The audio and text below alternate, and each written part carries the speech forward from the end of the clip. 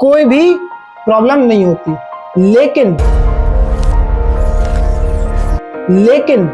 क्योंकि एंजियोटेंसिनोजन, अगर आपने बायोलॉजी पढ़ी है तो आपको पता होगा, जिनके आगे ओजन या ऐसे वर्ड्स लगे होते हैं वो ज्यादातर इनएक्टिव फॉर्म होती है। यानी कि जो एंजियोटेंसिनोजन है ये इनएक्टिव है, ये खुद कुछ नहीं कर सकता। ये करीब, अगर मैं आपको बताऊं, 450 अमीनो एसिड्स के आसपास अप्रॉक्स का एक पेप्टाइड होता है। पेप्टाइड ही बोलेंगे, हाँ, ये अमीनो एसिड का एक पेप्टाइड चेन होती है या पॉलीपेप्टाइड कह लीजिए होता है, जो क्या करता है, ब्लड में फ्लो होता रहता है कॉन्स्टेंटली। लेकिन क्योंकि ये इनएक्टिव है, इसका कोई काम नहीं है। रेनिन क्या करता है, इस एंजियोटेंसिनोजन पे जाके इसको काट देता है, और इसको काटने के बाद, यानी कि रेनिन इस पे एक्ट करने के बाद,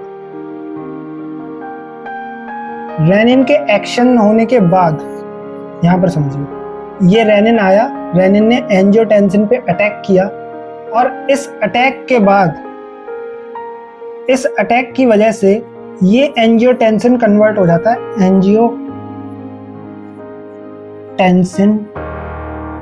1। यानी कि ये जो एंजियोटेंसिनोजन जो ब्लड में घूम रहा था, जैसे ही ये सारा फंक्शन होता है, यहाँ पर ब्लड प्रेशर्स का पता लगता है, रेनिन को भेजा जाता है, जो ये रेनिन जाके इसको तोड़ देता है।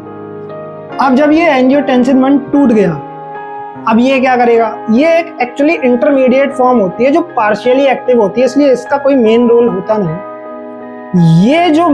ये वो वैसा आप समझ लीजिए, मान लीजिए कोई इमरजेंसी आई, कोई ऑफिस है, वहां पर बहुत ज्यादा इमरजेंसी आई, तो एक बंदा है जो आके बाहर से एक एम्प्लॉय को या किसी मैसेंजर को बोलेगा कि भाई बहुत इमरजेंसी है, बहुत इमरजेंसी है।